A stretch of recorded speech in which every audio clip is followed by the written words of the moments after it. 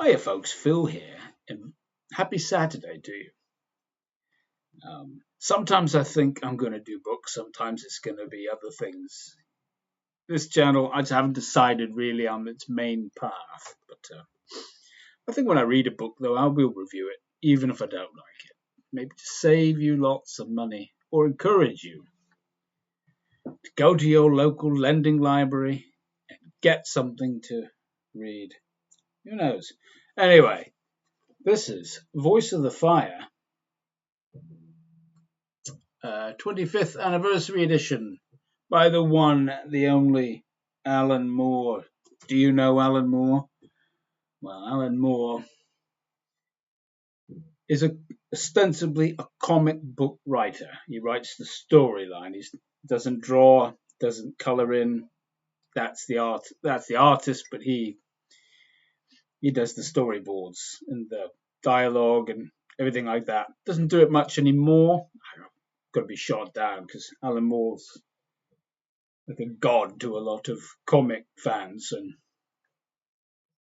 what he did was able to bring adult themes into graphic novels and not just silly superheroes punch ups, and you don't get to understand the whys, and he brought a little bit more grown up things that he's written that you might have heard of. From Hell, which was made into a film. It's The Hunt for Jack the Ripper.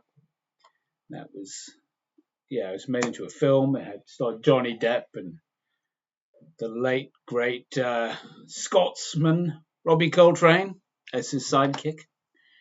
Good film. Good film. V for Vendetta. It's another famous one by him. Anyway, so he's a writer. If you go onto YouTube and look him up, he looks like a little bit of a hippie Jesus. Great big flowing beard. Always wears like a wife beater tank top thing. These days he's a bit more silver. He's into the occult. He's into magic. He's into those sorts of things, and some great interviews with him. And he's got this very deep Ent-like voice, and he's from Northampton, which is not that very far from here. And he says, on the evening of my 40th birthday, I decided to become a practicing magician. And he goes into great detail of all the things that he decided to do and what god he was going to follow, and him and his mate, great. Anyway, really interesting guy. This is a book, though. This is not a comic book. So what is this book about? So this book is ostensibly, if you just read it and didn't think about it, it's a bunch of short stories. The stories start from 4000 BC right up to 1995, when I believe he wrote this book. It's all centered around the same part of Northampton, I believe, where he was born. I go to Northampton regularly, only because my tattoo artist works there. So it's kind of interesting to read about these places I do know just by passing through. So we start off, as I say, in 4000 BC, where there's a set in Northampton. You don't know that, but later on, as the story, as it progresses, you get to know these things. And this is told in the excruciating voice of a young boy with a very limited vocabulary and living at a time where there was limited language anyway. So, I can't obviously read it without probably getting the gods of YouTube angry with me, or even having Alan Moore cast a wicked spell on me. But it's the sort of a hind of hill ways off to sunset down, his sky come like as fire, and walk I up in way of this, all hard of breath, where is grass colding on ice feet and wetting they. It's poetic. It's 50 pages of poetic, and I found that first chapter an absolute chore. Absolute chore. But I thought I'm going to get through this because it's almost as if he'd set you a challenge. If you can get through this, you're going to get a reward, if that makes sense. But it's 50 pages of that sort of thing. It's a tale. And then what you find as you go through the book, you get to the next chapter, or the next story in the chapter. Well, let me just sort of get to them. The next one is set in 2500 BC. You have more language. You have a tale of a murderer who's fleeing from the scene and trying to sort out a better life for herself. And it's set in the exact same place as the first book. You start to get these links. And they also even talk about the events that ended that first story, but almost as a myth in that time. So you get place, story, how that turns into myth and builds and builds. That one's called The Cremation Fields. It's easier to read. It's good. It's clever. I was hooked by that point. This is a writer that doesn't play around with you. He expects you to know things or to look up words if you don't understand them.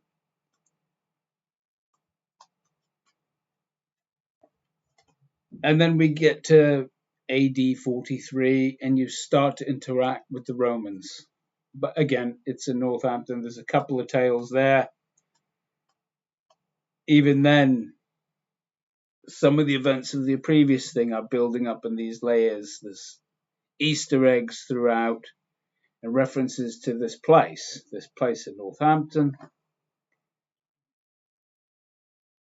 Yeah, you've got a Roman emissary with a story in 290.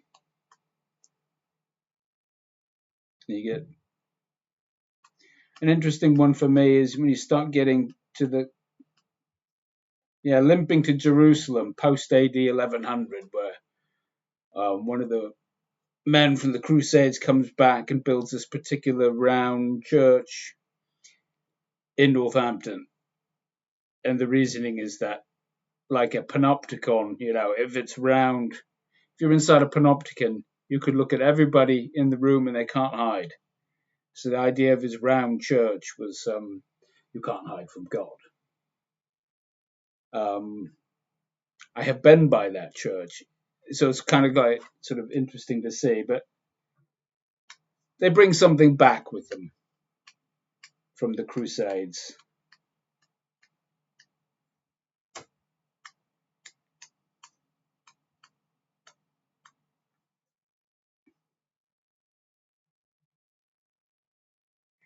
And then you get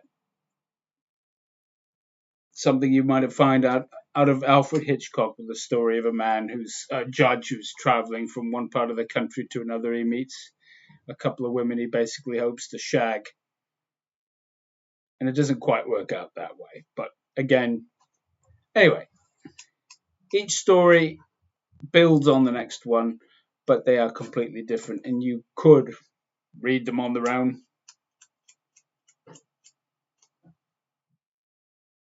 Then you get to witch burning in 1705. And that's the most obvious sort of fantasy story in the mix.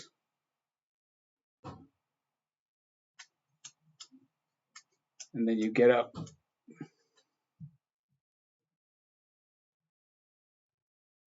You get into the wartime, 1931.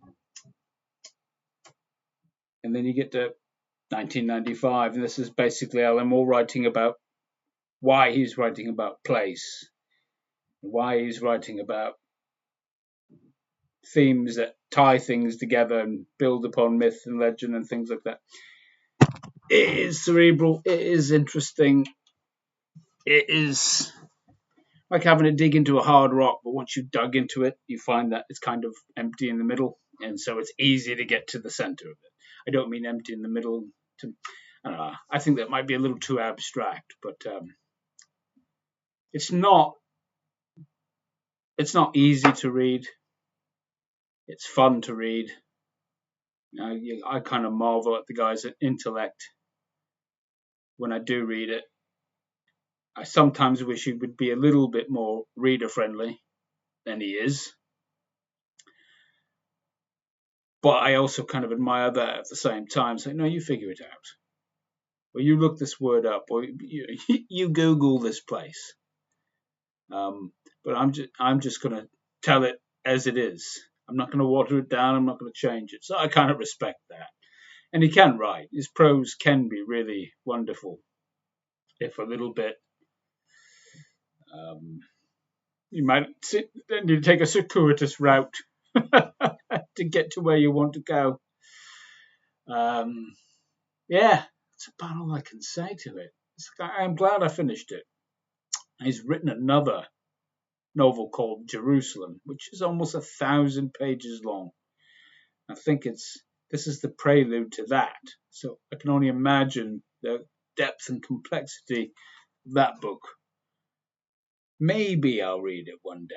I don't actually know, but who knows? But if you're into historical fiction, if you're into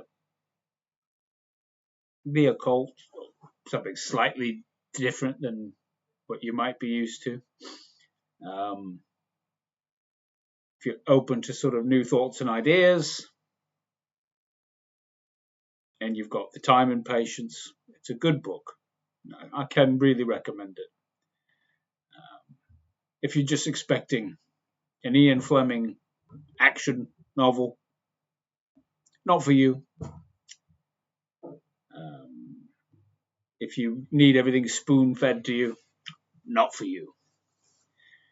That's about all I can say about it. I will actually read this again because I think I'll pick up on more than I missed the last time. Just because at times it's hard work, but I think worth rereading before I sit down one day and actually get through Jerusalem. So that's all I've got. Out of 5, I probably would give this book a 3.5. If I reread it again, it probably goes up to 4. I think it's important, and I'm not entirely sure why. I know that sounds ridiculous, but there's something there. Something there. I wonder if he could have told it better in a comic book. I do not know.